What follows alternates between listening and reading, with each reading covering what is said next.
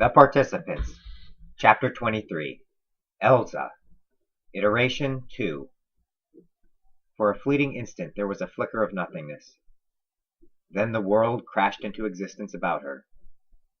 Information poured into her. Facts, skills, experiences. All the false memories she would need to fake the identity of the body she wore.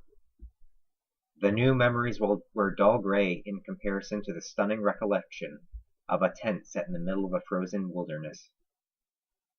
The world sprang into motion around Elsa. While a moment ago she had waited for Hess in overpowering cold, now she baked beneath a fiery sun in a lush field of taro, lined by plantain trees. The brown-skinned women and men working the fields cut greens with bronze knives and dug into the ground for the starchy fruit. They would work at the harvest all day, then feast that night, just as they would every day until the crop was harvested and stored for the coming year. Elsa turned to the woman beside her, a cousin named Lana, who was also her best friend.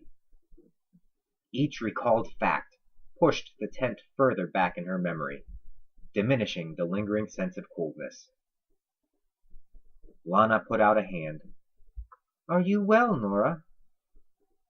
She looked down at the brown skin of her hand, then to her shapely figure. Elsa recalled that she was the most beautiful woman in the village. Many of the boys hoped she would ask them to be her man, but so far she had not chosen one. Elsa placed her hands to her temples. One moment she had been waiting for Hess, and the next she was here.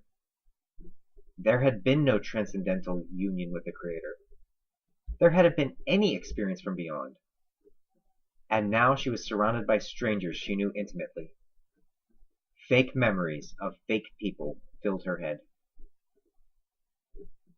"No, Lana, I am not well." Even the language she spoke was different. "Go in from the fields, child," said one of the older men. "No one will think bad of you if you need a break. We will manage without you for a time." Elsa nodded and ran to the village, a collection of thatched huts where she had grown up surrounded by a close-knit agricultural community. "No, I never lived here. I was with Hess this morning. He promised he would be quick, but he didn't make it back in time."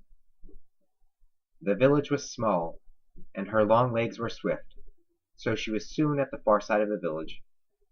Rolling hills stretched into the distance, dotted with small settlements much like hers. Elsa stopped running and sank to her knees. Was he out there somewhere? She refused to believe the Creator could discard Hess, no matter how poor of an observer he might be. He had to be out there. As her eyes scanned the horizon, she remembered more false memories, of people telling her that the land went on forever in each direction, and that there were as many villages as stars in the sky.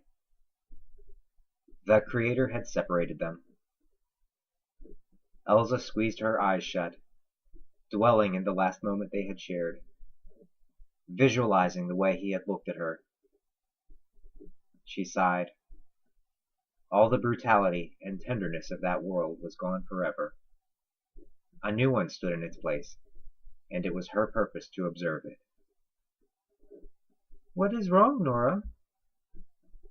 Elsa turned to look at her cousin Lana. She stood up.